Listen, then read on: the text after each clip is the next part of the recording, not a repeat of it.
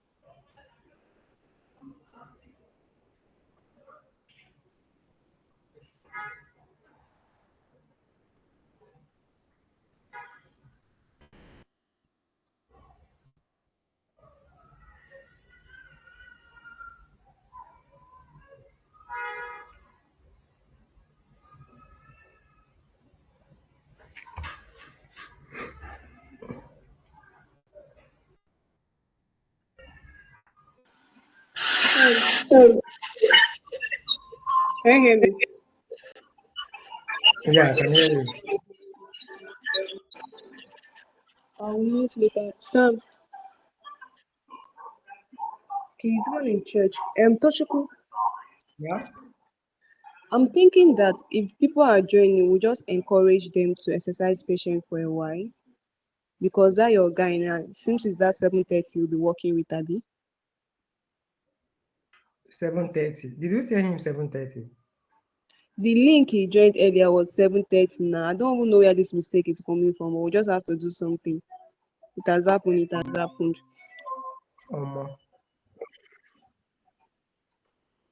Um, welcome, Mr. Toloshipo. Good evening. Yes, Good welcome. evening. Yeah, Thank you. yeah. We are happy to have you on the platform today. I'm super The excited pleasure is to have mine. you. Yeah. The pleasure is mine. Thank you Um, so much. yeah, thank you very much. Please, let's exercise patience a bit and see,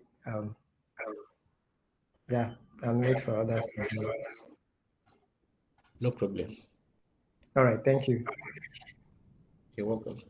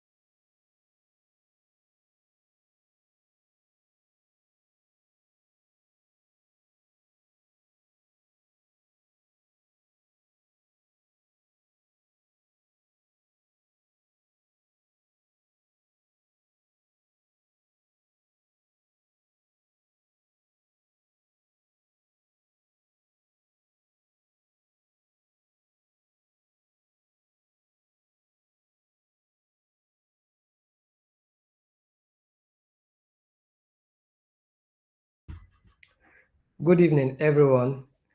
Please, for those just joining now, kindly exercise patience. Let's give it some time and wait for wait for others to join in the program.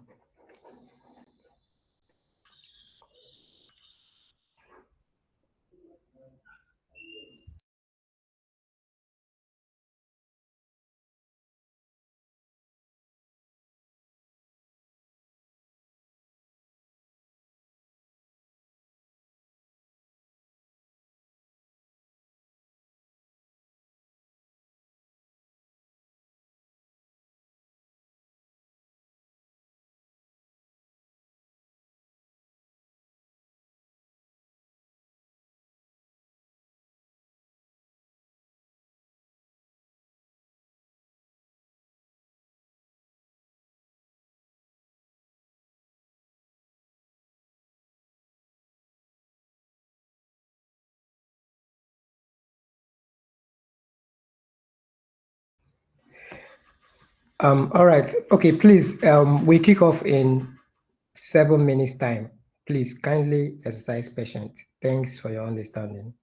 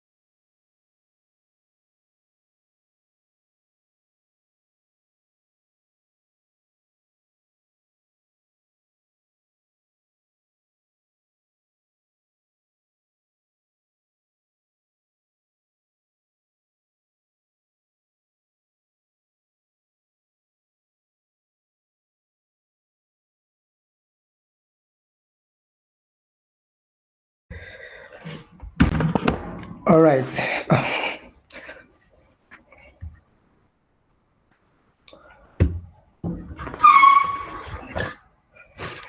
Sorry, I might not be coming out that bright. Um, or might not get light too. Maybe I go off my camera. What do you think?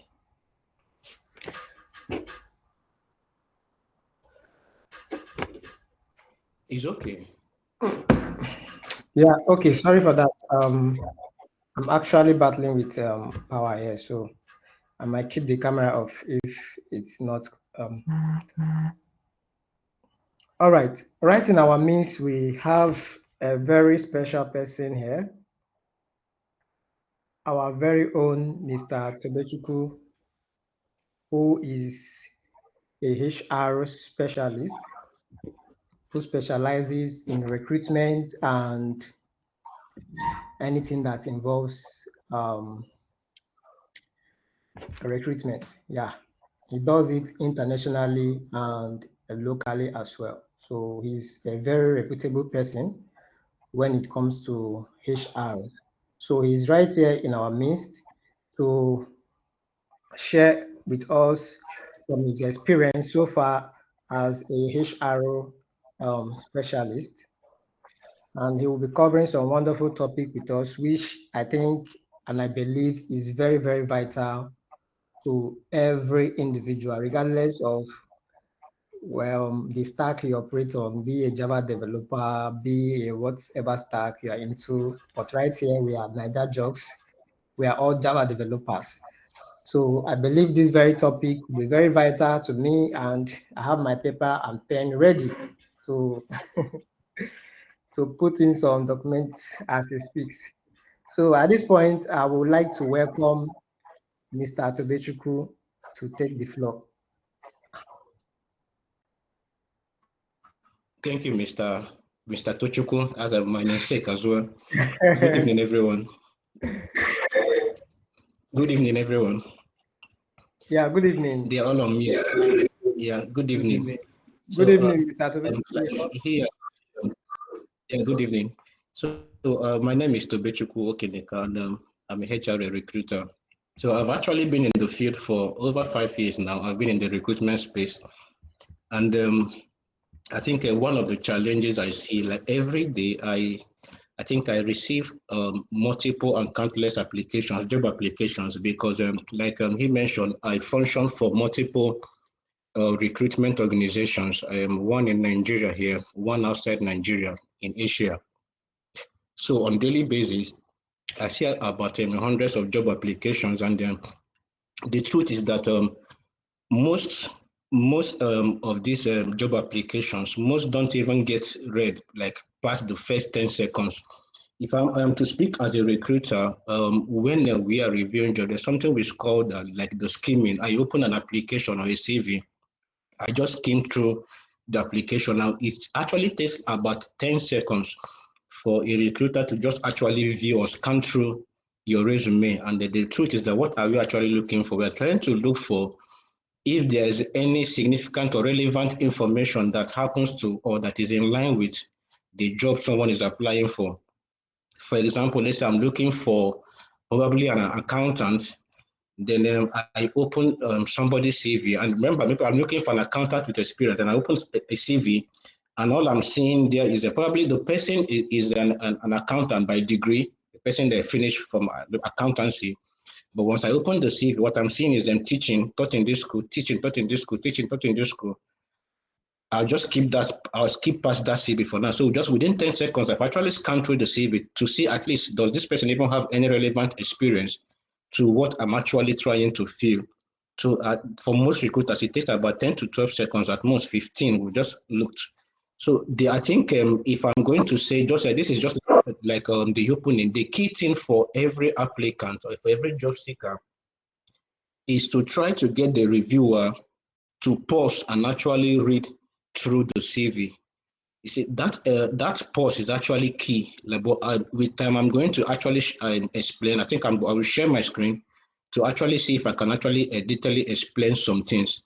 But before I go on, I want to start with a question. If I can get at least from 2-3 persons, I just wanted to know, like, from the job seekers' point of view, what is actually the most challenging when it comes to job application? If I can hear from at least 1 or 2 persons, then before I kick off, what actually is the most challenging factor you've seen for when it comes to job applications?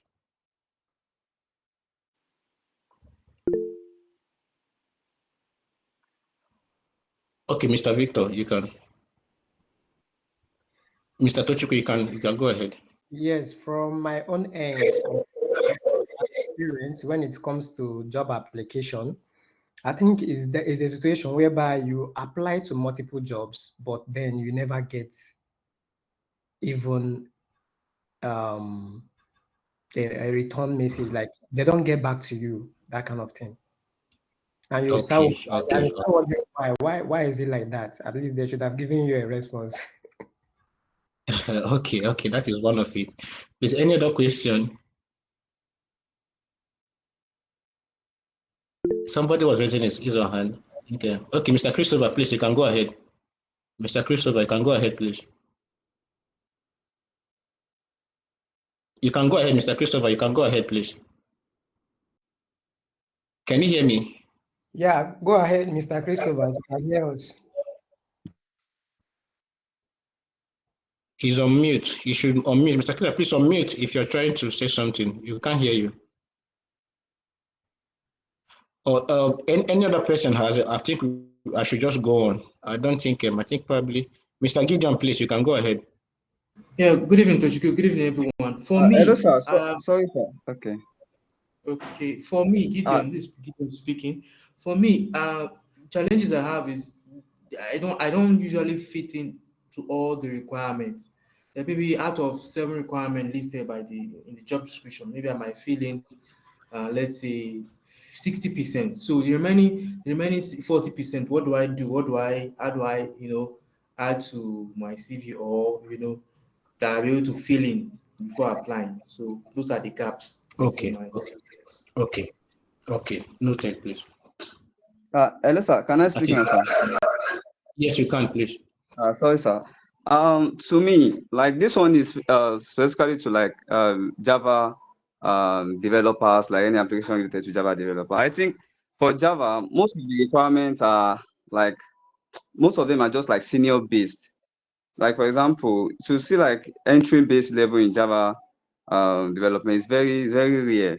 It's very rare. So, Okay. and some of them they will even be asking for like Oracle CP and all those advanced certificates, and that's what I just say, sir. I get that. I get that. Okay, the last person, Mr. Godwin, before I proceed, you can just say it before I proceed.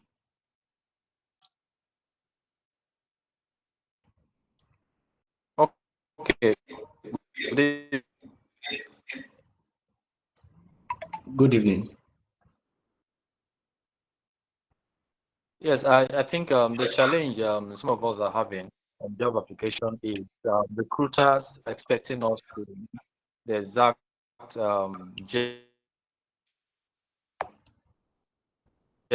the job description on their advert in our CV, and then they're expecting us to on each job advert to be changing job description on our CVs every day.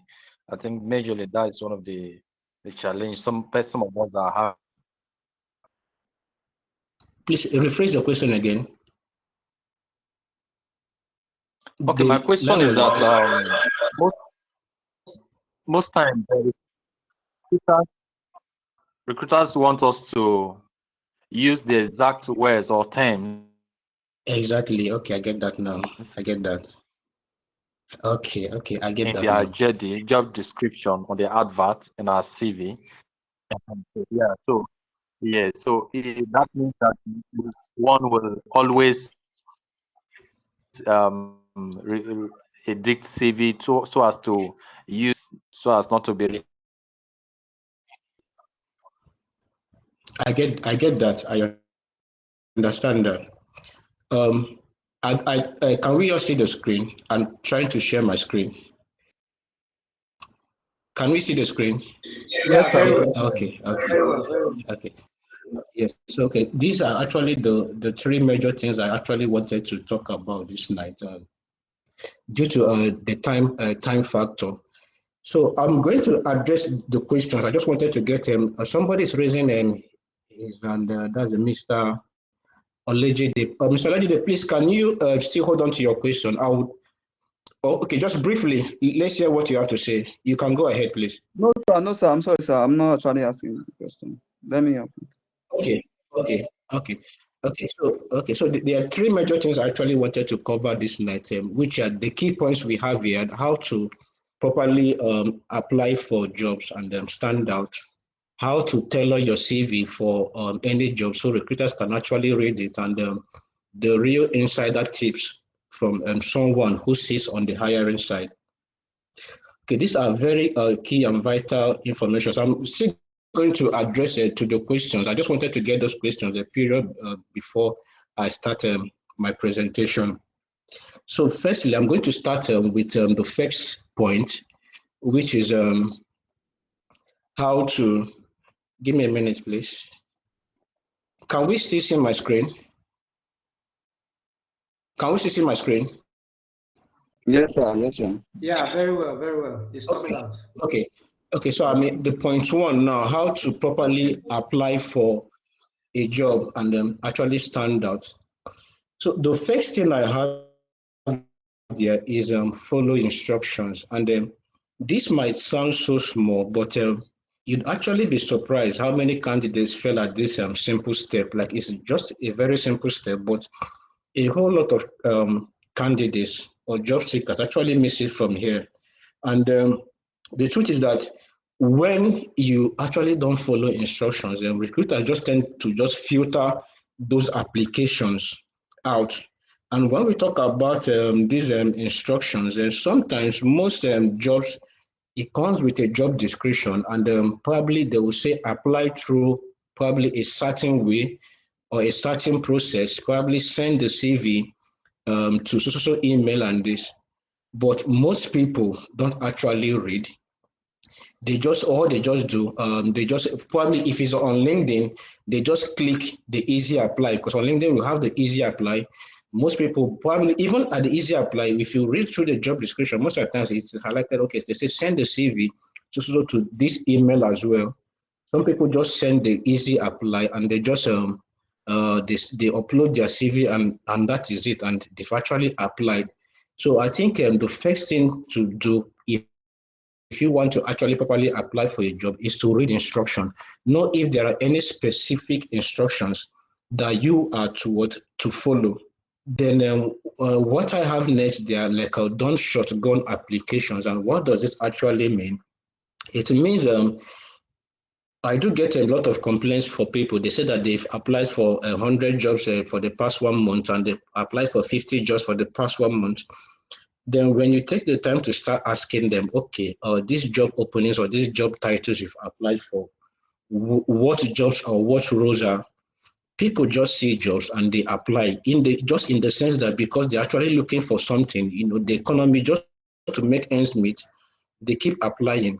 But the truth is you should apply for jobs that aligns with your strength and the qualifications. Like somebody said something about applying for a job that probably he missed about 60% of the job requirements, and then the 40% of it. Yeah, the truth is that you mustn't meet 100% of every job requirement. You rarely see someone who meets 100% of a job requirement. Sometimes, in rare occasions, you even see some people who are overqualified. But you should look out for jobs you meet at least that 60%, at least 60 to 70%. When you read through a job description, what you should be looking at first is to highlight the skills and probably the requirement or the qualifications which are outlined. Then when you check of it, at least if you should meet up to 60% of those requirements, you're good to go. But most people, they just tend to apply for jobs. They just, any job they see, they apply, they can do it. If it's virtual assistant, I can do it. Is it sales? I can do it. Accountant, I can do it. Somebody even told me one day that he can do anything so far is it is well paying. I can do it. I was like, can you, are you a medical person? Can you do surgery? Are you a surgeon? He said, no. Okay. I said, are you an engineer? Can you work offshore drilling? He said, no. So I was like, so what do you mean by you can do any job so far it pays? And that is the mindset a lot I can do it. And they just keep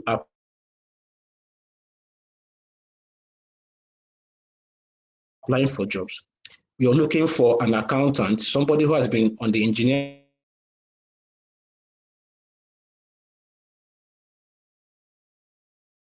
that I'm good in numbers, I'm good in mathematics, I can do a job of an accountant. But actually, in the right sense, the person cannot. But they just want to just apply and just keep applying. So that is one of the challenges we have. People just,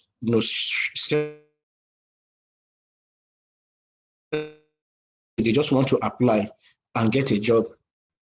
I think the next thing I have there is show effort in small ways.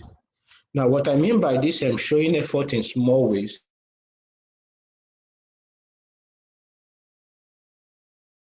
I receive, say, okay, send your CV to so email. And when you're not receiving applications and checking applications, somebody just comes and just drop a CV, no cover letter, no body letter to even try to or say something, dear hiring manager, this and this. The person just comes, upload the CV, and that is it. But those little efforts, you can just at least write a body letter and attach your CV with it.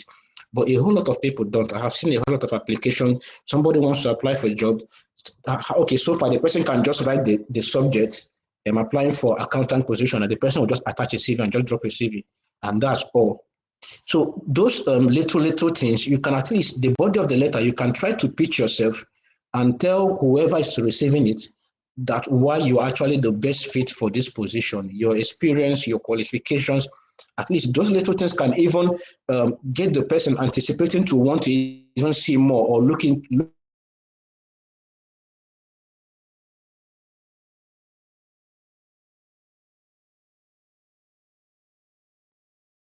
Properly apply for jobs so that you can actually stand out. Because the truth is that when we apply for jobs, some persons apply for jobs in they think they are the only one applying for the job. Whenever you tend to apply for a job and immediately you hit that send button or apply button, you should just have it in mind that 100 other persons are applying for that same job. 100 other persons are applying for that same job you're applying for. So now, what are the odds now? So it means you have to intentionally and carefully make sure that you actually stand up to actually beat the odds, because the competition is high. You post a job today, within less than 24 hours, you're getting over 100 applications. And at the end of the day, you cannot engage everyone. That's the truth. And that's why most persons say that they were not gotten back to. Is a common, yes, it is a common thing. And the truth, the reason for that is because the rate of job applications are high. I can post a job today. Before the end of the day, within 24 hours, you're getting over 100 plus applications, maybe even 50 plus, 60 something plus applications. If it's like a role where you have like many people, if I use virtual assistants all over the place, once you post something on a virtual assistant, I can assure you that just within that 24 hours, you're getting over 100 plus, because everybody's now a virtual assistant. So you can see now, it only takes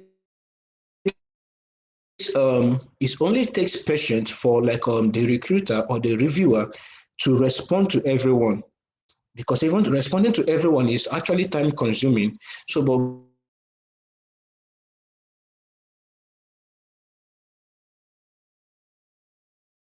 people meet the job requirements, because people definitely get response. And that's why I say, before you apply for a job, you should look at the job description. If you meet at least 60% to 70% of the requirements outlined for that job, or the skills outlined for the job, you're good to go. You will definitely get a response.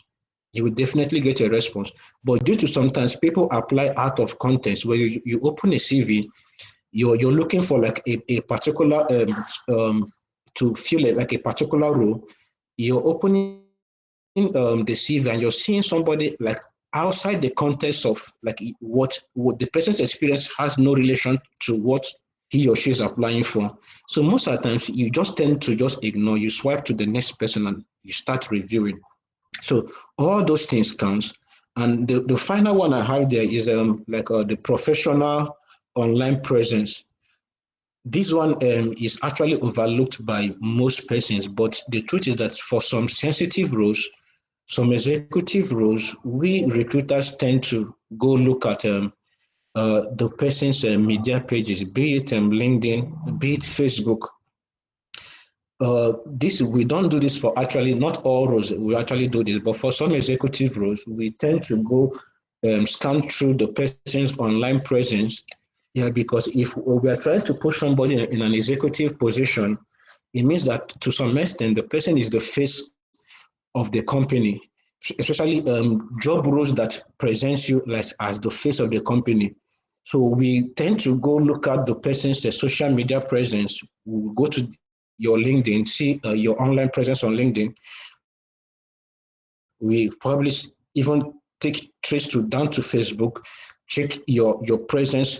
So that's why when you say apply, make sure, or most of the times, you just have to be intentional that your online presence matches with what you are. And I do tell people, because we in Nigeria here, we like to catch cruise and all this stuff. I have like a two Facebook account. One of my Facebook account is just specifically for what I do, that my career is. I just showcase my career there, and then in case for future reasons somebody wants to check out, then I also have another account where I just my normal cruise. You're free to post. I can post whatever I want to post. Then if I'm trying to showcase, let's say I apply for it, they say, okay, let's see your social media presence. I already have something. And when you go to the person's LinkedIn, or you go to my LinkedIn profile, you will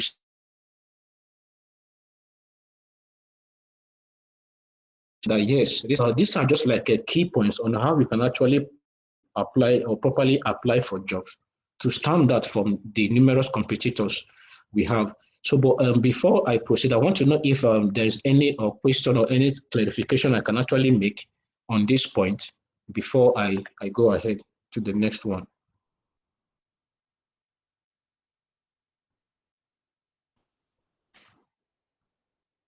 Any question?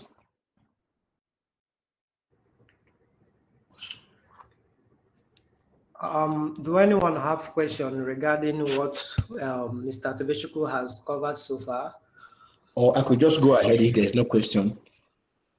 Yes, you can go. I think you can go ahead, probably at the end of the show. Okay, I'll wrap up. So for this first point, I would just say that when you apply for jobs, you just have to assume that you're competing with at least 100 persons. You should have that at the back of your mind that I am actually, or I want to apply for this job. 100 other persons are actually applying for that same job. And what actually, and the key thing is that your application, you should tailor your application in a way that the recruiter has to, when the recruiter gets to your own CV, the person should take a pause and, actually or really look into your CV. Like I said, that pause that the recruiter takes, because once I open an application, I open a CV, I just first of all, I skim through to see if there's anything relevant experience in line with what I'm looking for. So that very pause, so where I see something that makes me to pause to look at the CV again, that should be the key goal. At least you should have that in the back of your mind, that when the reviewer opens the CV, let me have something that the person can actually pause and say, okay, let me carefully look through. So that will take us to the second one, which is how to tailor your CV for any job so recruiters can actually read it. So I think I have about still 4 points here. which the first one, I've said something about that before, which is reading the job description thoroughly. Like this cannot be overemphasized. Like this very one cannot be overemphasized. You need to know like the amount at which job seekers apply for jobs without reading through a job description. And the funny thing is that that job description is like a cheat sheet. It tells you what the hiring manager or what the company is actually looking out for. Like I believe when you come to your career now, like the Java or the programmer, I believe that there are a lot of softwares and that you guys actually use, the HTML and the CSS and the whole lot of them, Django and the rest of them. Most companies can decide, okay, these are the particular softwares we need the developer to use and stuff like that. I'm trying to tell within your own career range. And most persons, they just see probably an opening for a developer. They don't care to read through if this is even something they're in line with. Probably the softwares or the skill required, they just jump in straight and they just apply. So when you actually see a job, the key or the factors you should be looking at, you should underline or factor out the skills and the keywords highlighted or required for the role. Because every employer is has expectation. So if you are a business owner and you actually want to employ someone, you have specific requirements you're looking out for from the ideal candidate or the ideal employee. So, and all those things are being embodied in the job description.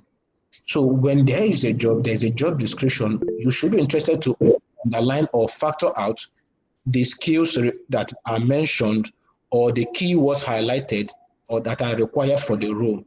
That is how you know if you meet up to about 60% of that role. So when you see a job, you're looking at, they say, okay, we need somebody 5 to or a minimum of 5 years experience. And you know that you don't even have, you're just an intern, probably you just finished an internship, you have like a year experience, or you have less than 2 years experience. You shouldn't have any business applying for such roles where they say a minimum of 5 years experience, but you still see people go ahead and apply just to let's try our luck. But when you apply for just such jobs, let's say, okay, minimum of 5 years, and you're having less than 2 years or have 2 years, you apply.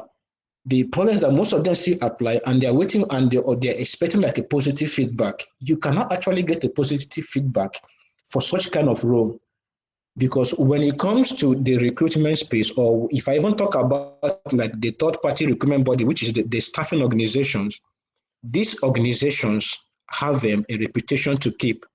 Because what we do, we reach out to businesses, we reach out to companies, and we tell them that we can actually help you in your hiring process, and we can get you the best candidates, people who match or who are a good fit or like who meets your requirements.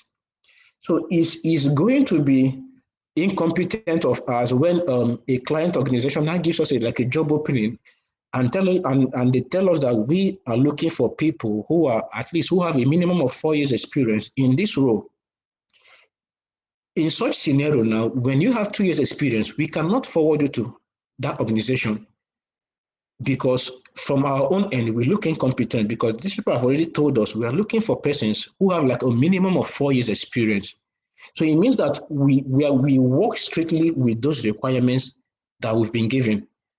So we are looking for people who have this qualification, this certification. If it's accountancy, they can say somebody with an ICANN. If you don't have an ICANN, we cannot recommend you to that organization. So we strictly work by the requirements they've given or the description they've given to us. So you as a job seeker, as you are applying for jobs, you should take note of those requirements.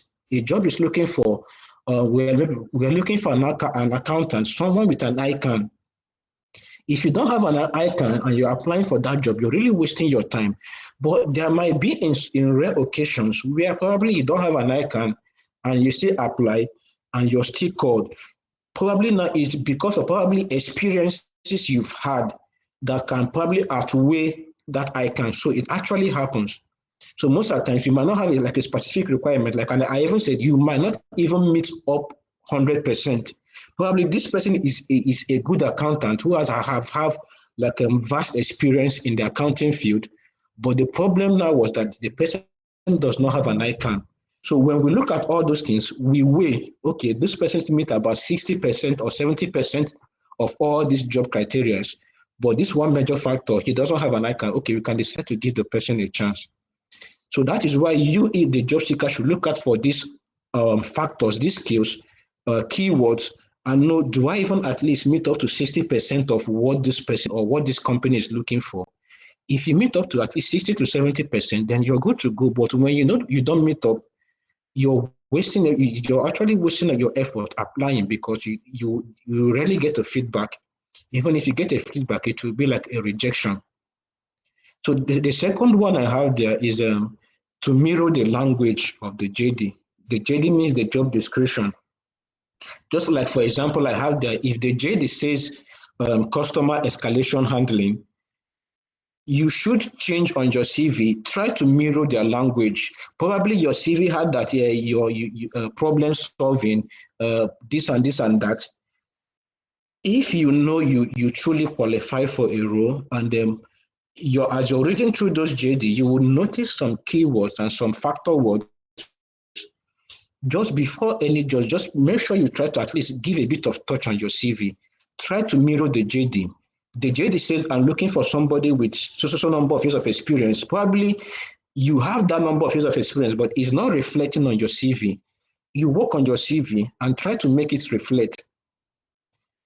Now, I think I'm going to even say something, which I know I'm going to still come to that, but see, the truth is that 50% of people who get a rejections from the job they applied, the recruiter never even saw the JD. So I've been with some Nigerian firms, and at a point I joined like an international firm in recruitment. That was where I started using ATS. Like we use ATS to review applications, and what this ATS does, the ATS screens out irrelevant application. That's the ATS is able to read through your CV and grade you, either to accept you or to reject you. That is where these key factors and these keywords come in. So what the ATS knows is already programmed. What it's actually looking for, it is looking for the keywords that is being given to it. It screens your CV and see if those keywords are there in your CV. If it is not there, the ATS doesn't know you, doesn't know what you can do and what you cannot do. What the ATS is looking for are those keywords in those job descriptions, which if it doesn't have that, it automatically rejects your application. So most people, I'm telling you that most people, that's when I'm handling some of my international roles, basically what we use are ATS. Most of the CVs being rejected, application doesn't even get to the recruiters, like we don't even see them. So, but most of the times, I still take the time to go to those rejects and start looking at them to know why it was being rejected. Something as little as even a location mismatch can reject a CV, because some job description, the client must say, okay, let's say I'm hiring for a job in India, and the client specifically says that the ideal candidate must be in Mumbai. There's a clause there, must be in Mumbai. Then now, this has been encoded on the ATS machine that the person must be in Mumbai. Remember now, those are those little details now and keywords there now. So it means whoever is applying for that job, whether you're qualified or not, you're qualified, your CV is sound, but you're having a location that is not Mumbai, the ATS automatically rejects, because the client has said that the ideal candidate must be in Mumbai. You're qualified, but your location is showing Bangalore, or your location is showing Delhi. Is an automatic rejection. So the ATS rejects and says that this candidate is not in the job location, is not in Mumbai, is in Delhi, is in Bangalore. So you can see that it takes a patient recruiter probably have gone through all the accepted applications, and I need more. I can now go to the ones that were rejected and start checking, okay, why was it rejected? Is it a location mismatch, Or, okay, is there any specific or non-negotiable criteria that was listed that the person does not have? So the truth is that even most of the applications for some top companies that uses ATS, most of the applications doesn't even cross a human eye. The job description has been encoded in a system to screen these CVs and accept people who meet this requirement. So that's why you have to be thorough on your job description. You carefully read your job description and know what is required. You see that those very small clauses, now you're very qualified, but there is a clause on the job description that says that the ideal candidate must be in Mumbai, and most people are not even careful enough to read through. So even if I'm in another city that's not Mumbai, but I know that I can easily transit to Mumbai, all I have to do, go to my CV and change the location to Mumbai, just so that the ATS can at least accept. Because the key thing is for you to be invited for an interview. That is the first thing a job seeker should be looking for. So you carefully go through the job description. You try to mirror the JD. It should match with what they are looking for. Whoever the company is looking for or the reviewer is looking for. Then the next one which I have there is to cut the fluff. Like I mentioned below, that it takes like a recruiter about 10 to 12 seconds to skim through a CV. So it means that your at least the first half of your page, the page one of your CV, should at least have some relevant information that can even get me to pause and look at your CV again. So there's some persons, they send the CV, and that's why we always tend to say that you should make your latest experience, that you should put your experience in the way that your latest experience comes first and downwards. But you look at somebody's CV, the experience you'll be seeing first are the experience they have 2012, then from 2012, the 2015, 2020, keep going. But instead, your latest experience should come first, because we all believe that as the years are growing, we are changing careers and we are advancing in careers. So your latest experience should be what should come first. That is what you should start with before the period experiences you have when you were still like a learner, a beginner. You shouldn't start with those experiences. At least that first half of your CV page one should show relevance. It should be good enough to get the reviewer to pause and look at, or carefully now look at your CV.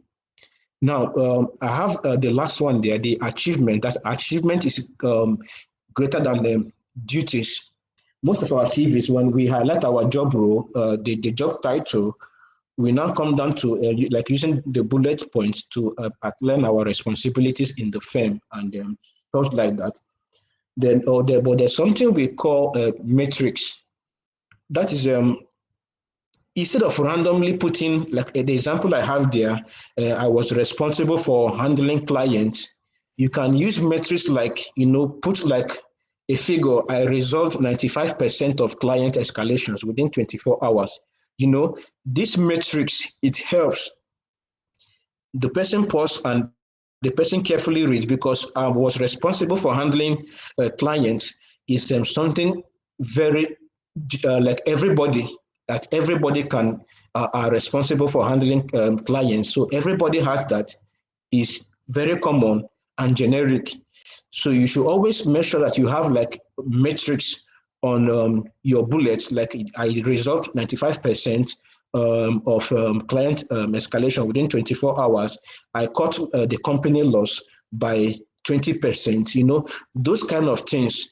Or even if it's not, but your achievement should always be there.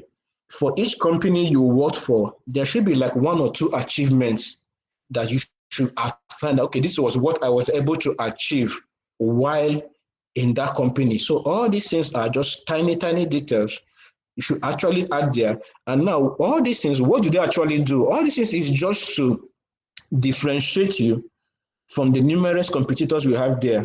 Like I told you, you're not the only one applying for a job. So all these tiny details you're taking your time and efforts to put is just to differentiate you. So when I open a CV and everybody's writing responsible for handling clients, and somebody is now writing I resolved 95% of client escalation within 24 hours, there's a difference there now. there's a differentiator. You've actually differentiated yourself from the whole other candidates and this. So we put more concentration on this person. Okay, let's give this person a call and try to engage this person on like a meet and see, okay, can this person actually defend these things? So that is how you can actually tailor your CV for any job, or so that recruiters can actually pause and actually read it. So up to this point, I don't know if somebody have like a question or like a contribution or something you want to say before I actually go ahead to the next one. All right. Thank you very much, Mr. Tochukwu. I don't know if anyone have a question. Please kindly raise your hand and your questions will be attended to. Thank you.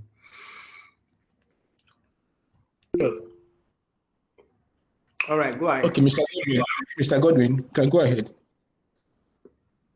It's okay. Thank you very much for Mr. Godwin, giving me the opportunity. I want to appreciate you for that wonderful presentation too. I just want to speak on the use of the ATS.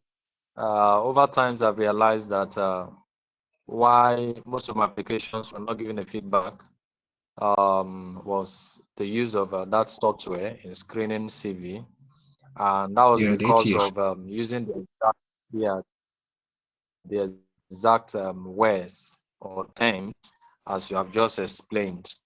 For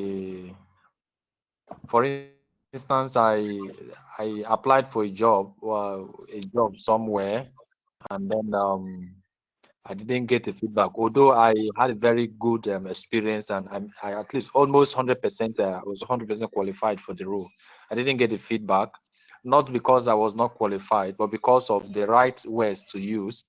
For instance, I am an electrical electronics engineer, so instead of the jersey there say design and simulation and design appears up to three times in the JD. Then I thought that using it that 3 times would be a kind of repetition, and I wouldn't want it to appear several times in the CV, so I just use it once. So I realized that they use that. So somebody showed me JobScan as a website where I can upload my CV and then copy the JD and paste. So I actually did that and I scanned it. So the site brought out my flaws, and then the right words to use. If, for instance, that design appears 3 times in the JD, and in my CV it's 1, it's going to score me down, right? The thing actually scored me down, and then graded my CV to be around 55%. And then I knew that even if I apply from morning to night, I will not be invited for an interview.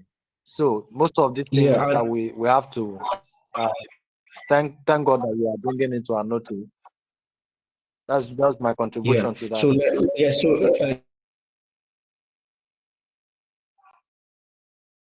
Who are using this ATS, I'm telling you that a whole lot of persons that are getting the reviewer's eyes, like nobody even opened it, that it has automatically been filtered out as a reject. And why is that? Because the CV did not meet the job description. That is just what we assume. So meet up with the job description being given. So the people that assess them. So me as a recruiter, those are the ones I go first. So I can start going to the ones that were rejected. So the ones I go first to manually. So most of the times when I go and review those ones manually, I don't have any business with the people that it has rejected. So I do go to. So when I've looked at, probably there are a very few of them that were accepted, and I'm looking for a certain number of people to engage. Then I start looking for, okay, why was he rejected?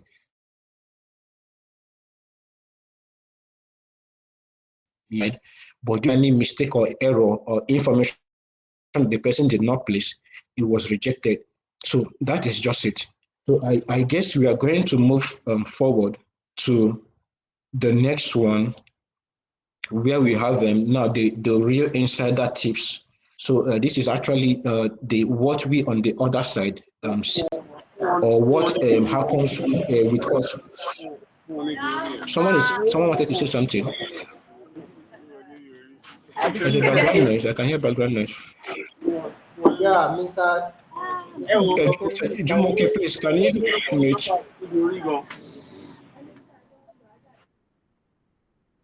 Okay, thank you. Thank you. So, but before I go ahead, I also wanted to talk about something like in a way we can actually still structure our CVs, like a structure hack. Like at least you should make sure the first or the the first one third of your CV should have, or your CV should start with something like a summary. You try to summarize like a brief summary of yourself. Like I am this. I have over social number of years of experience, these skills and this skill. Like that summary is just like you're pitching yourself, you're selling yourself even before the person starts looking for your experiences, and at least you've actually been able to highlight something, how many years of experience you have. So most CVs don't even have that summary. So you should start with that summary, probably highlight some key skills. Then the middle of it, that's where you now have your experiences. You outline some achievements you've made so far. You outline some achievements you've made so far for each organization you've actually worked for. Then at the bottom of your CV, that's when you can now add your extra. Maybe if you have some certifications you would like to now add. I have the certification, I have that certification. So at least your CV should be in such a structure. So, but let's get to the third one quick. I think our time is fast going. So the third one, I have the real insider tips now. The first thing I'm going to talk about is the timing. Timing actually matters. Like I told you, there are a lot of outsourcing firms now. There are a lot of recruitment bodies, that's third-party recruiters, who are all reaching out to organizations on a daily basis. We reach out to organizations on a daily basis, trying to take over their recruitment process. So you can see that even most organizations now they don't recruit directly. And that is actually one of the major problems job seekers have. The truth is that if you are looking for a job and you are able to get to the direct organization like yourself, some things might be ignored, some things might be overlooked, but not with a recruitment firm. And why is that? Because the recruitment body has a reputation to keep. So we have a standard to keep, but the best. So we're going to give you nothing but the best.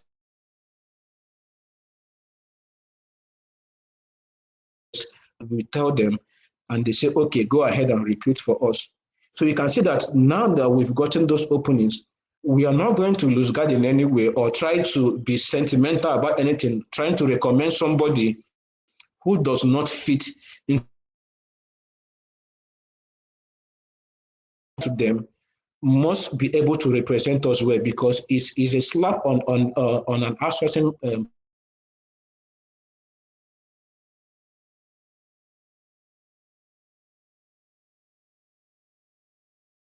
not even qualified at all. They don't even know their left from their right. So understand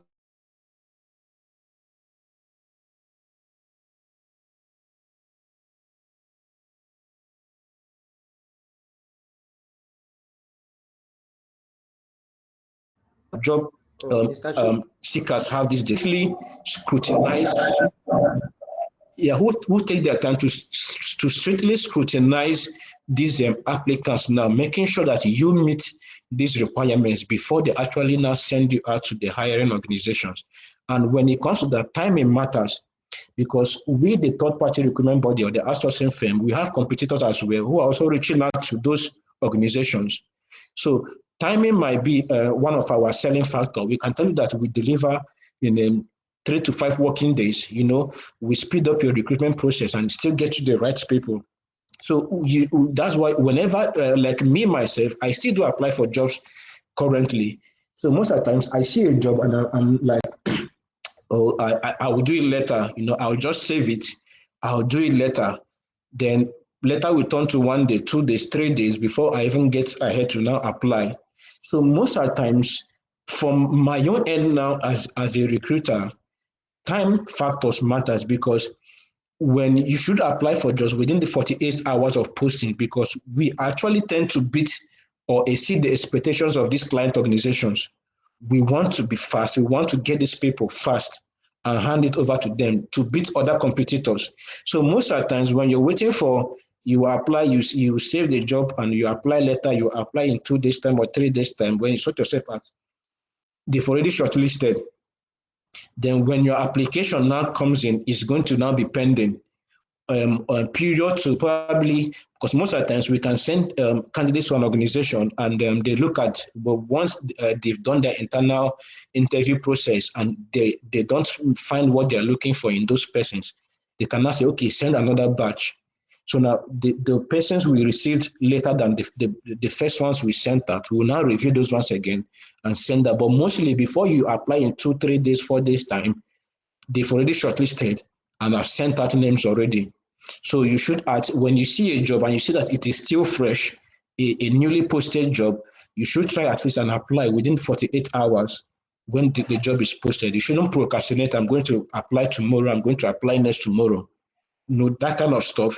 Then the other one is keywords and non-negotiable. Just like we've stressed before, those keywords, look at a JD and look out for keywords, factor out skills and requirements specified. Those are the things that the ATS filter you with, because the ATS will filter first before the human eyes even sees it. So the ATS have already scored, accepted these candidates, and have rejected some of them before we even start looking at it. So you should make sure that as you are applying, your CV has all the keywords being specified in the JD or the job description given. Then now when we come to networking now, we tend to put it like connection. The truth is that networking beats code application. I can tell you that one referral, it is worth more than 50 blend applications you're making. If you can get somebody just refer you, let's say we're looking for an accountant, I post a job and I say I'm looking for an accountant, and then someone somewhere I know calls me and said, hey, I have this person, he has 7 years experience, 8 years experience, just please take a look. An edge, because I have about 50 to 60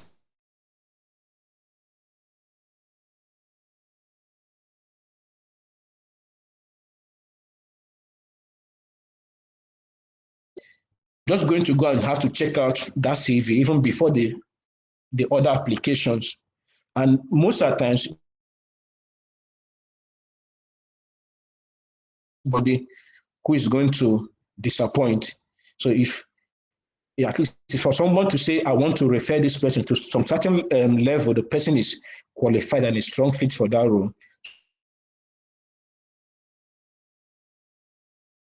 And the person is in referrals. So when you have like a multiple, why you should tend to work as well, in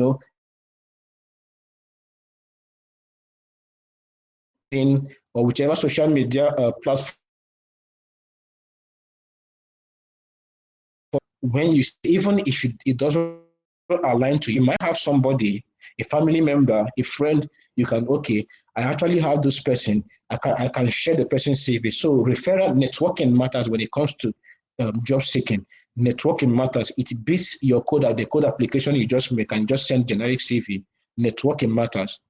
Then I think finally I will talk about you should always be interview ready.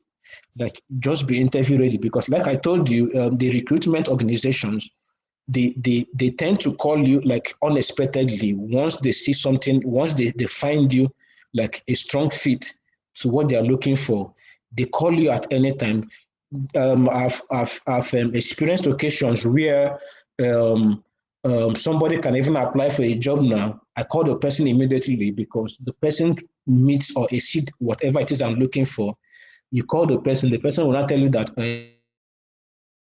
I didn't even know that I'll be called soon enough, and at the moment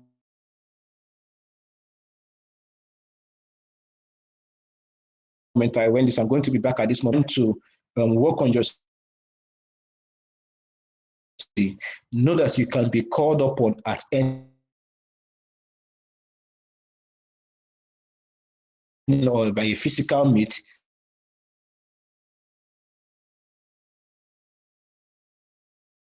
just to come and interview. So far, I've been able to cover a couple of things because the time says we're going to be stopping by 8:30. And I also want to have like a couple of time for my audience to actually still speak, let them interact, hear from you. If there are questions, I can actually still answer. But I think I'm going to end with this. Okay, let me talk about just briefly a recent company we're actually hiring for.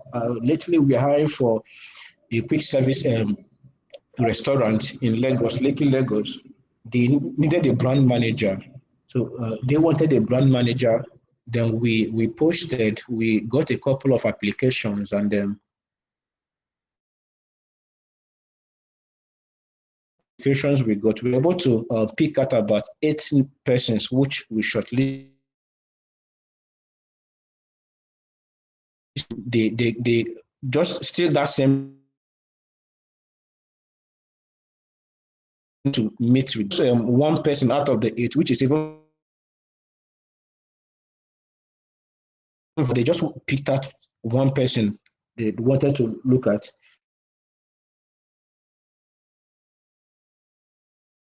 I went to LinkedIn, I checked my mail.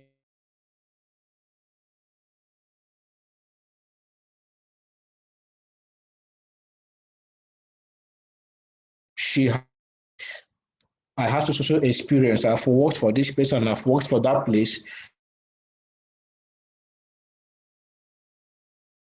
Now, already, I told you we've actually shortlisted. And now I have other applications who are there, which I left pending because we've already shortlisted.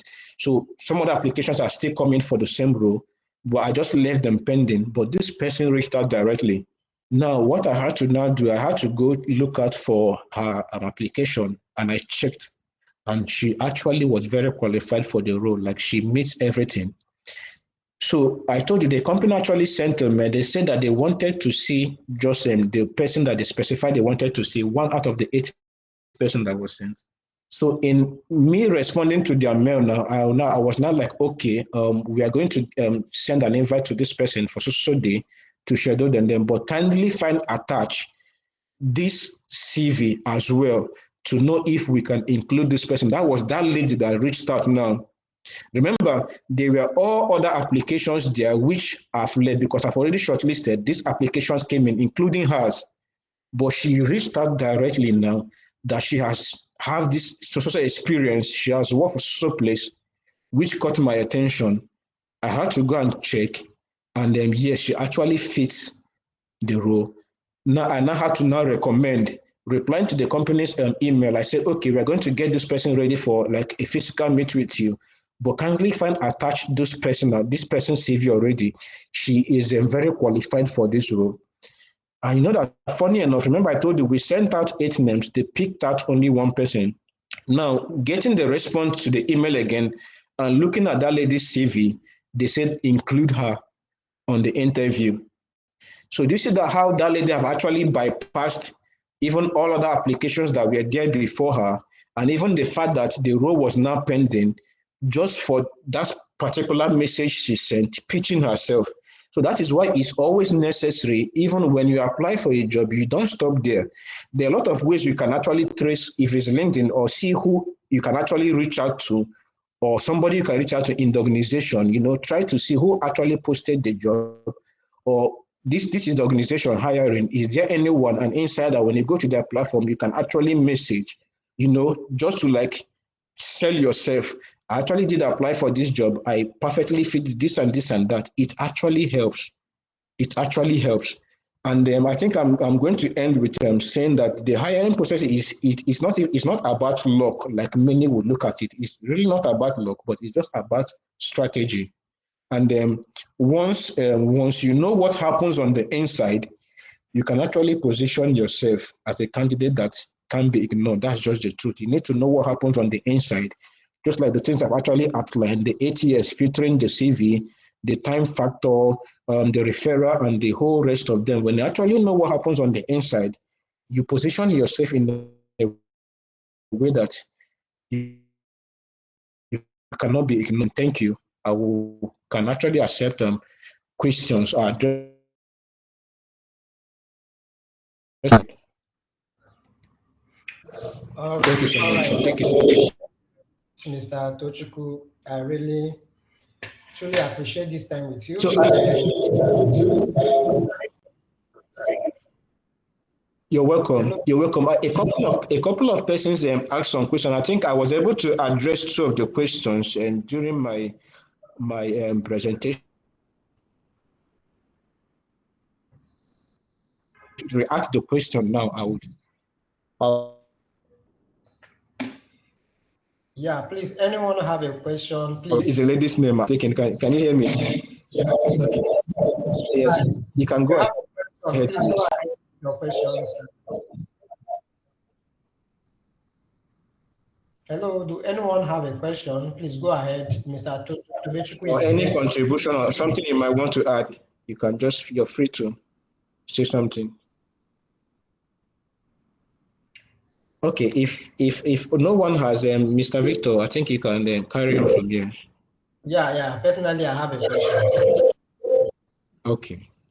Yeah, I have a question. Like, I want to know, like, what are the top 3 things you look up to in an application before you decide, oh, if I should go ahead and explore this application or not? Like, what are the top 3 things you look up once you just cite it, you are done.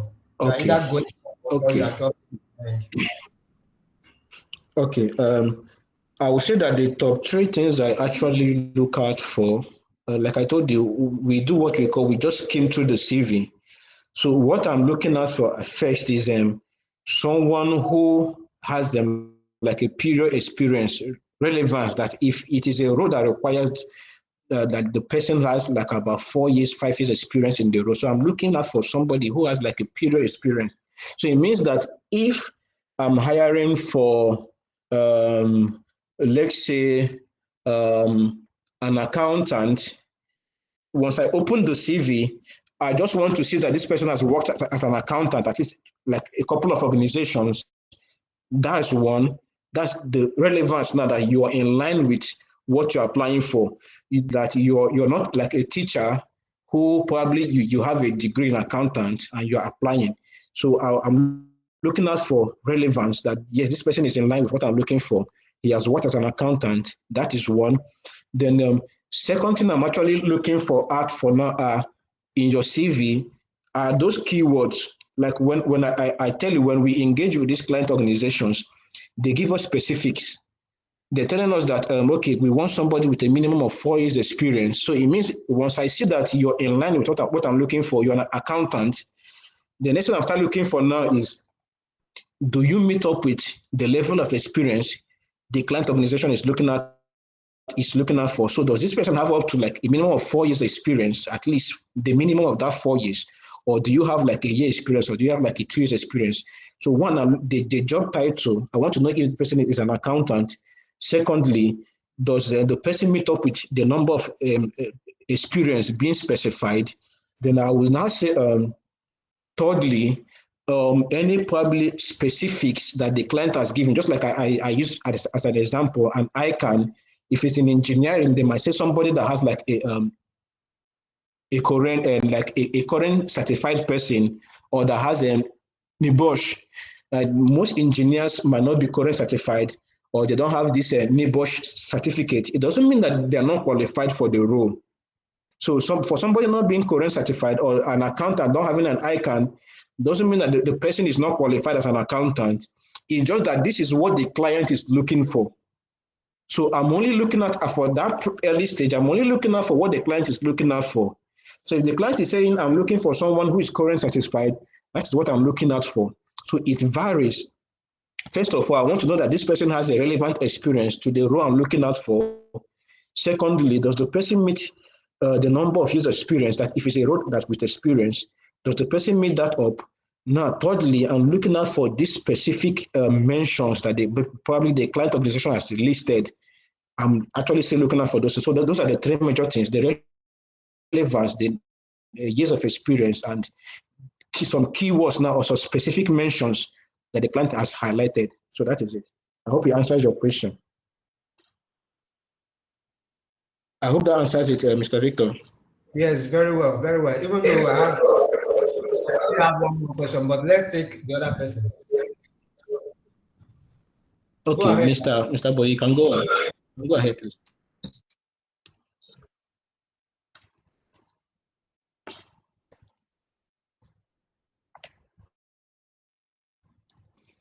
I think it's network happening because I can't hear him. Maybe I should go ahead and ask him then. Okay, you can go ahead. Yeah, most times I see people writing their soft skills in their CV. Does that really matter, or it doesn't even make sense at all?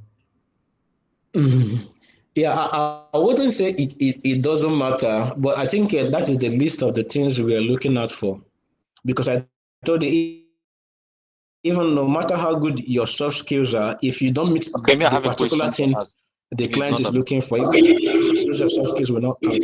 Okay, you can go ahead, Mr. Aboy. I think I addressed it. I said even no matter if you have those soft skills, but you don't actually meet up to at least 60 to 70% of what the judging is, so even the soft skills will not help at that point. Mr. Aboy, you can go ahead.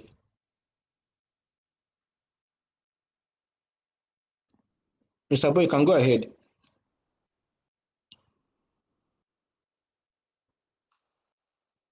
Maybe Any other person, please? I think maybe not the network issue. I think it's network. I think Yeah, it's network. yeah, Yes. it's the network. Do anybody have any other person have a question? Maybe we'll take on that. Yeah, feel free to ask your questions. Feel free. Mr. Tobechukwu is here with us. All right, thank you Yeah, very or much. even I want to ask, in terms of post-interview follow-up, how many times? Yes, I'm speaking, please. Maybe it's a network. Network is poor here. okay. Go ahead, you are coming out clearly. We can hear you now. Please. Go ahead, Mr. Boy. Yes, I do. Or I'm maybe, speaking. okay. Or maybe you can Okay, still asking record of post-interview in the follow-up. How many times? Oh my God. All right. Okay. we can hear you. All right, thank We you. can hear you. I mean post-interview follow-up. Follow up, yes.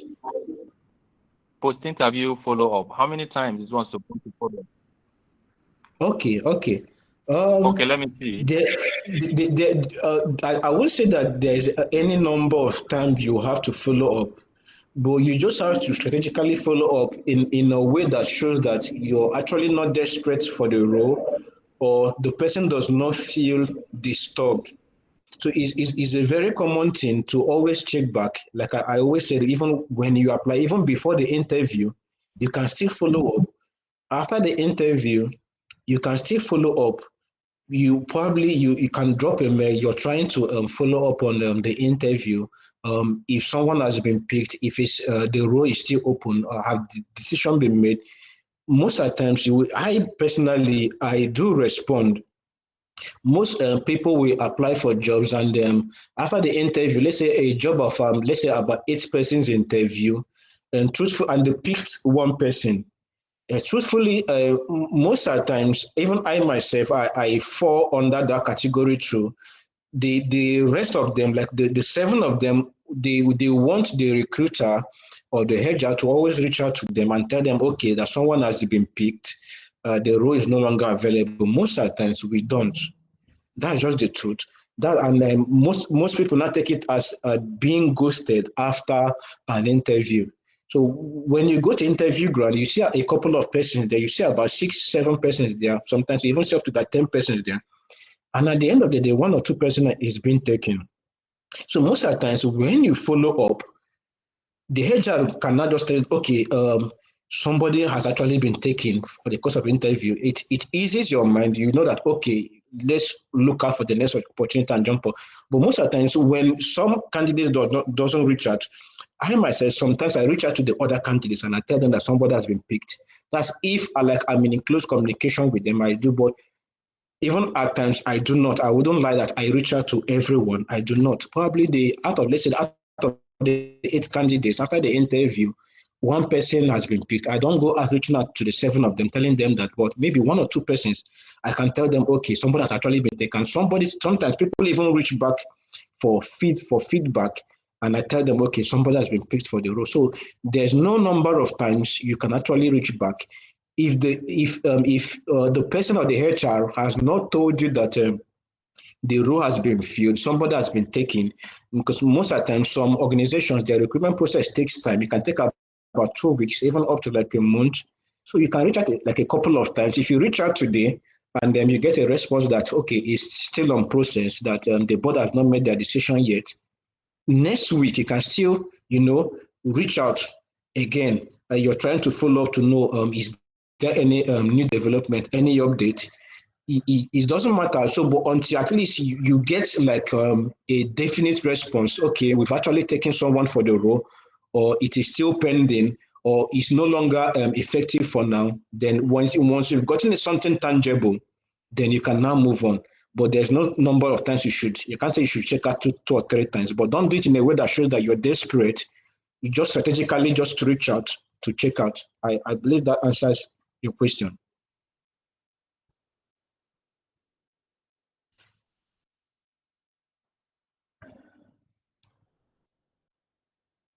Okay, any more questions?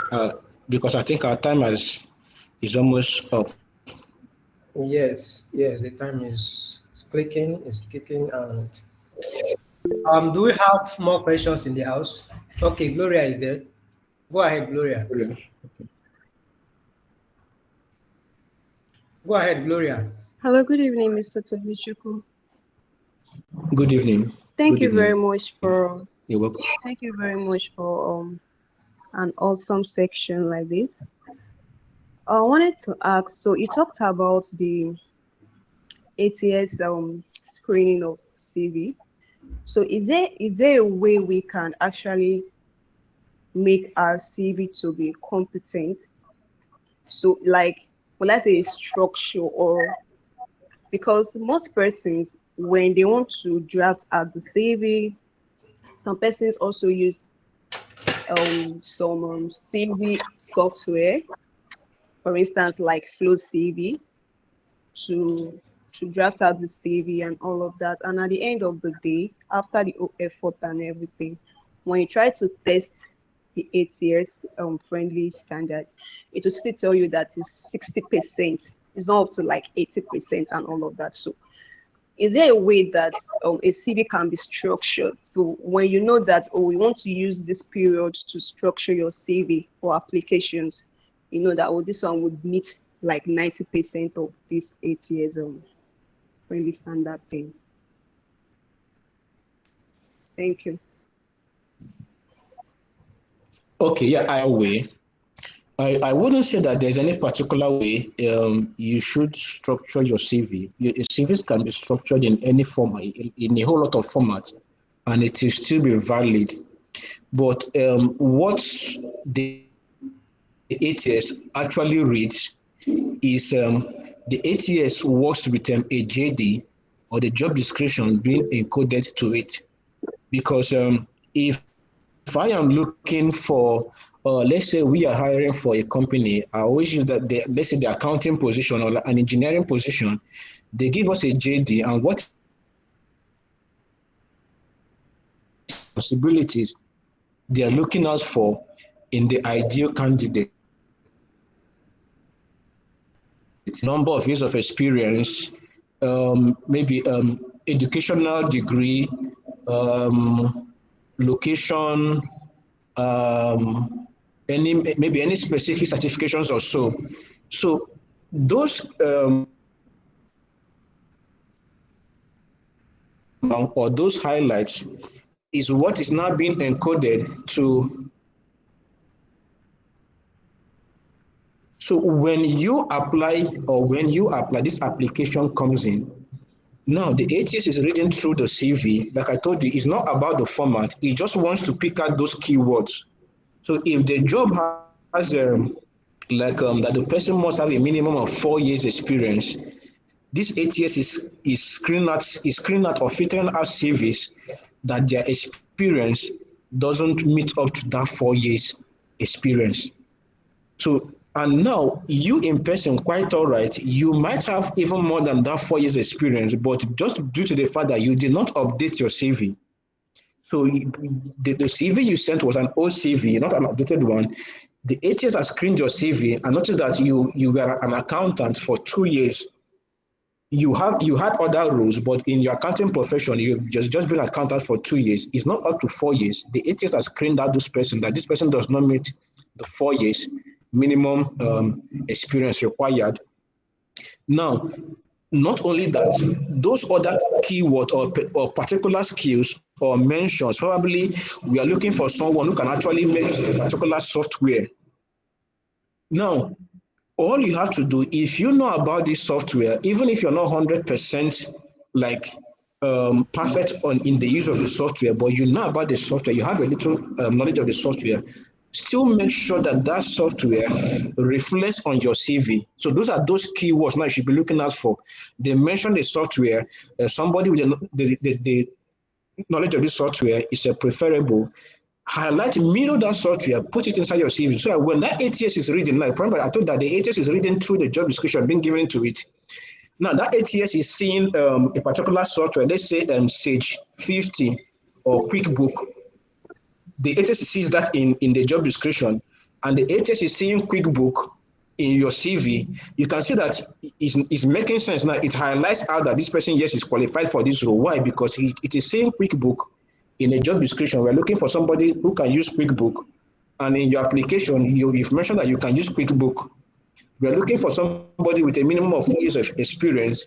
In your application, if specifically shown that you have more than 4 years experience in this role, the ATS picks you out. So it's not actually about the format, but about these keywords. It should reflect in your CV because it is what the ATS is screening with. It's either rejecting you or accepting you or grading you 70%, 40%, 50%, 80% based on the major requirements being given to it. Okay, you meet about 40% of this requirement or you meet about 80% of this requirement. So if you try to mirror your CV in a way that at least about 70% of whatever it is, that's why I say you have to read the JD carefully and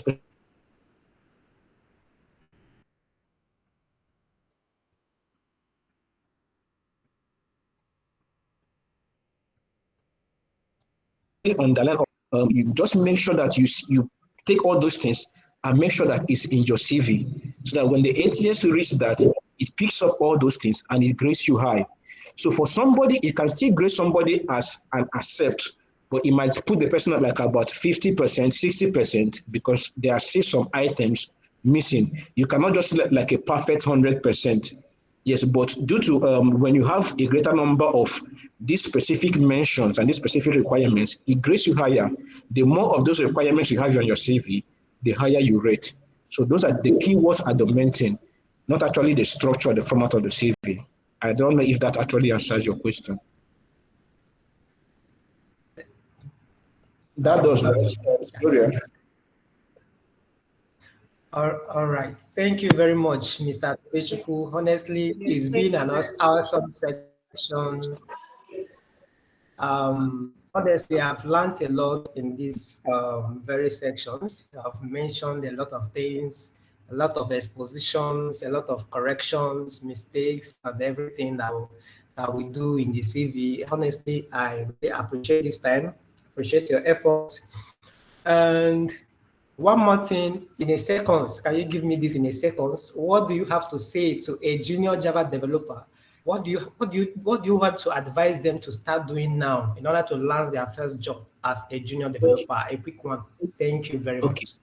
Okay. Not even really a junior developer. I'm not a developer myself, so I might not really know what you guys do as a developer. But in general, like in a junior level, what I would say is that you should look out for internships. Now, this internship is what gives you the experience that these other big companies who are mentioning 4, 5 years, 6 years are looking for. So now, when you enroll in these internships, yeah, Our time is already up. Our time is already up. Oh, let, thank me- you let me very just much. round up. I really captured. Let me just round up. It's still vital. So most of Yeah. the times you might still be like your job seeking and the jobs are not coming forth immediately. You can also still volunteer. What does this volunteer? It helps to build your portfolio. It helps to build your resume. And what I still tell people, you should be looking out for startups. Startups are ever ready to hire you like faster than even the big companies that we are all chasing. So if you know you don't have this major experience or high level of experience, look for startups. These startups, they don't have money to pay. Those are those companies that say that they use their workers. Yes, but let them use you, and in return, you gain those experience that these other big ones are looking for. Because those startups, they don't have the revenue to pay much to people. So, and if they are looking for people who have the zeal and the willingness to work, so when you're at that junior level or you're like a fresher in the field, you look out for internship possibilities. You try to volunteer, or you look for startups that you can just get. They employ fast and immediately. They pay less, but you can build a portfolio from there. Thank you. Oh, thank you very much. I'm just being notified now that the time we actually have time, like up to 9 o'clock. I don't know if anyone still have questions to ask. Probably Mr. Tochko can still take one or two.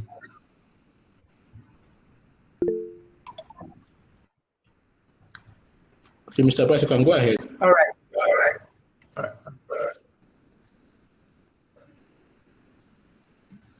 You can go ahead, Mr. Bright.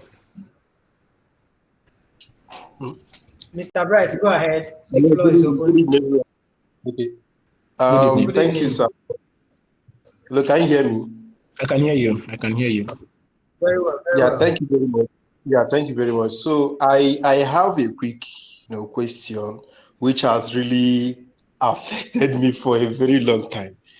This issue about, Nigerians, landing international gig, right? So, what do you suggest? Like, what is your advice? How can, a local dev, that is a Nigerian developer in Nigeria, Yeah. position himself for international gig, like maybe getting jobs abroad and, if Yes. possible, relocating job. I Yeah, get that. yeah. I get that. I get that. Okay. If I use myself as a case study, I think I've worked for two international organizations which I did not apply for.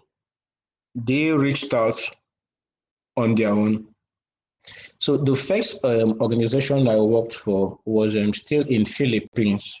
So that was even where I built experience hiring in the APAC region. These people, they actually used me at a point. I knew that they were using me because most of the times they tend or they feel that Nigerians are gullible and can actually accept any pay, they dish out to them. So they tend to look for some Nigerians who are experienced and they make you certain sort of offer, which if they are paying their own people who are over there, it will be high. They want to cut cost. But now, how do they tend to get to reach out to you now is visibility.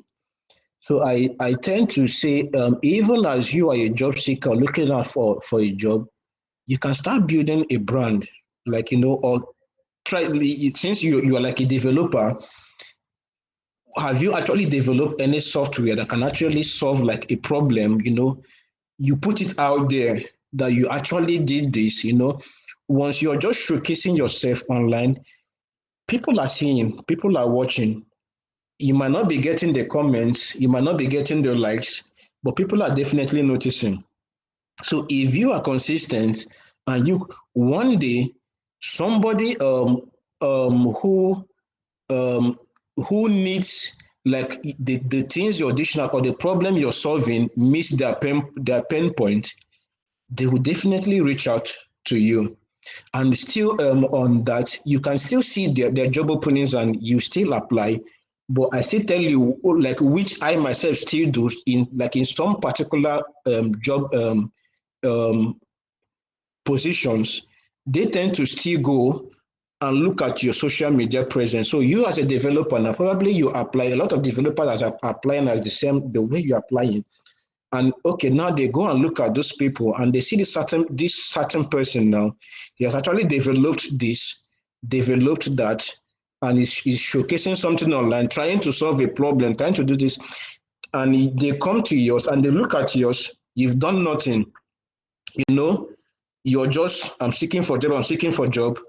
You're not doing anything, you're not presenting yourself, selling yourself out like a top this thing. You can see that the other person has more preference now than you.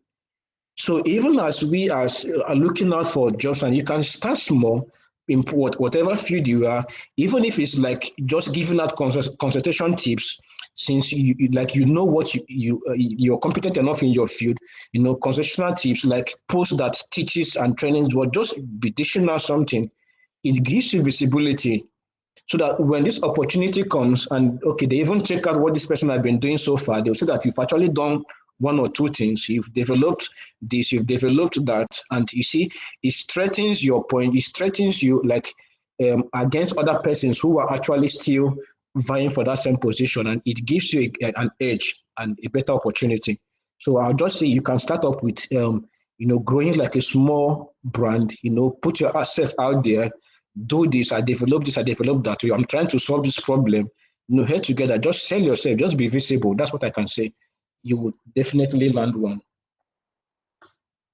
Okay. Thank you, sir. Thank you. Thank you. Welcome.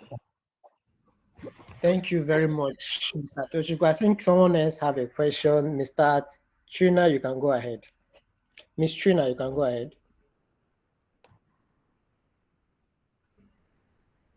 Good evening. Can you hear me, please? I can hear you. Good Very evening. well. Okay, good evening. Can you hear me? Yeah, good evening. You are coming up clearly. Very well. Okay, good evening. Good evening. Thank you very much, Mr. Tobichuku. I follow you on LinkedIn, so thank you very much for the tips you've been dropping. I joined really late, though. You already touched on the second point too, so I joined really late. I missed a lot of things you said at the beginning. I hope we get a recap or something. But I went through your page, funny enough, earlier today, and I saw that most of the jobs that you were hiring for, it had a lot of Filipino. It had their Filipino, basically, it had their currency. So I'm like wondering, can Nigerians, apply for those jobs? Because I know that Filipinos tend to be it's only about their people. They don't really choose outsiders like that. So I just wanted to ask, can Nigerians apply for the jobs that I saw on through your LinkedIn? Yeah. Because I know I checked it this evening. Yes, thank you. You just have to use most of and some of them are hybrid.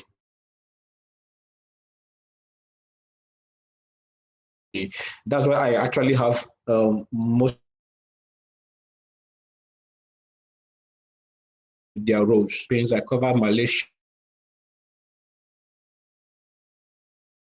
Philippines, and Malaysia, and then India.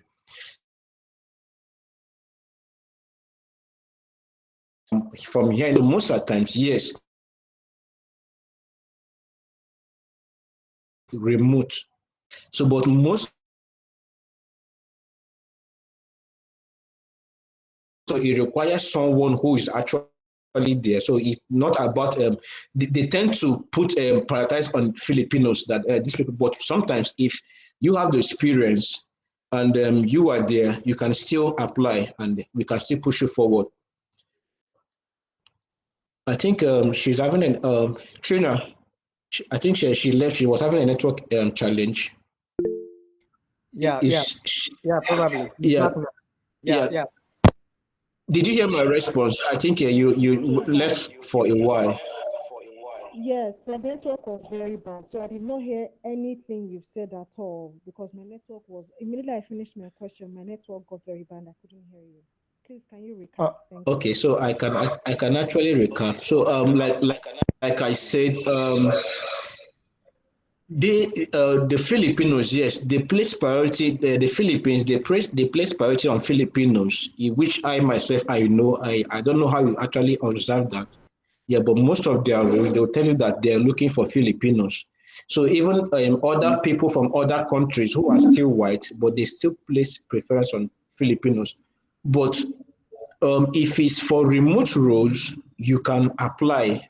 Like even currently, I think the company still hires some Nigerians. That's for themselves. Is They are a third-party recruitment body as well, so they recruit for organizations over there, and they have quite a whole lot of openings. So, but the challenge is that most of the clients they have, their jobs are on-site or hybrid. So you can see being in Nigeria here and applying for an on-site job over there, they don't take care of relocation expenses. So if you see like a remote job opening there, you can go ahead and apply. But if it's on-site or hybrid, you cannot because of they don't take care of relocation expense, and a job cannot be open waiting for you to relocate to there before. I believe you get that.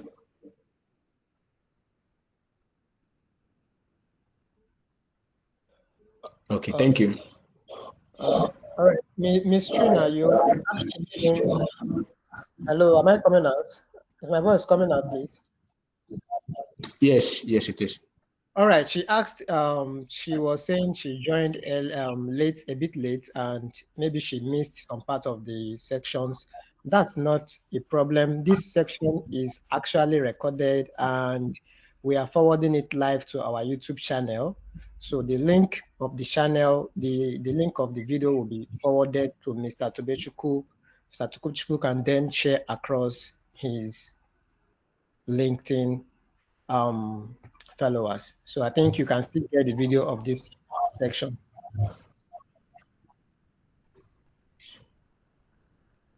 That is great. That is great. Yeah. All right. With that said, I don't know if we have more questions on ground. Questions or I think yeah. So Contributions, comments, and all of that.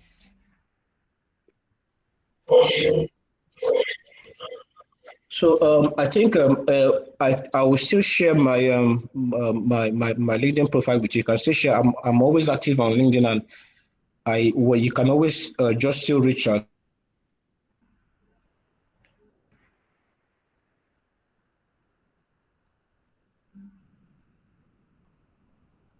available.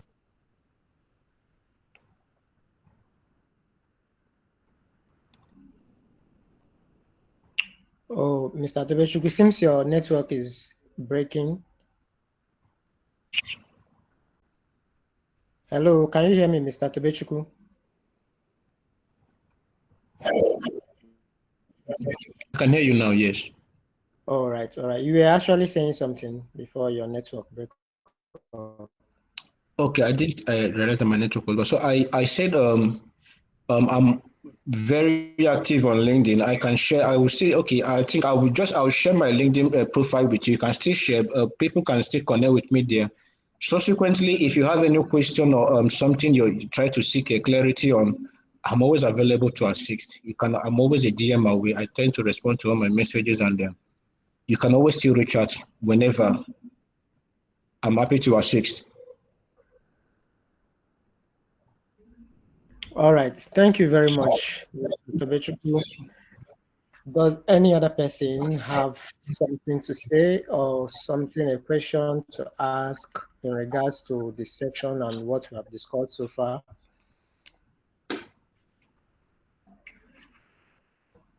All right. In the absence of And I think, Mr. Victor, I will still share the PowerPoint slide with you. You can still share with the people as well. So it's nothing much, but at least the key points are there. So on your own, you can also still tend to go through and see one or two things, how to properly apply for a job and standard, like if some follow instruction, show little effort and the rest of them. So read job description, how to tailor your CV. I'll still share with you to still share across the group. Yes, yeah, that would be very nice. I'll be sharing it on. I'll be sharing the file on the platform, and if you can include your youth, I think your okay. I will mention you on. We normally mention you on the LinkedIn. You can also drop in your LinkedIn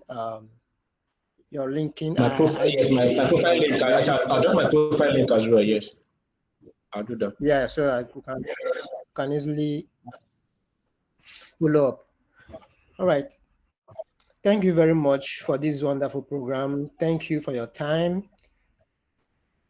for the expositions and everything covered so far. Personally, I've learned a lot from these very sections.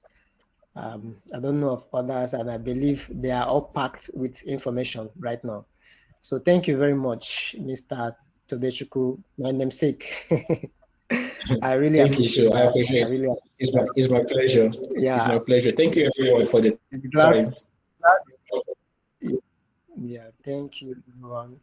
All right, Thank see you. you, you guys, another time Thank on you very much, questions. Mr. This is Tobechukwu. yeah, this is Niger Java User Group representing the whole of Java developers in Nigeria. We are very much strong and we are booming and waxing stronger.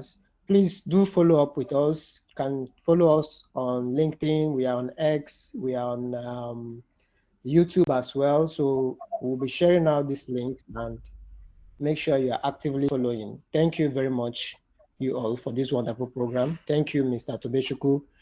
You all do have a Thank you too. wonderful evening. Yeah, I do Good night. appreciate this time. Yeah, thank you Good very night as much. well. Yeah, I appreciate. Good night. Thank you. Yeah.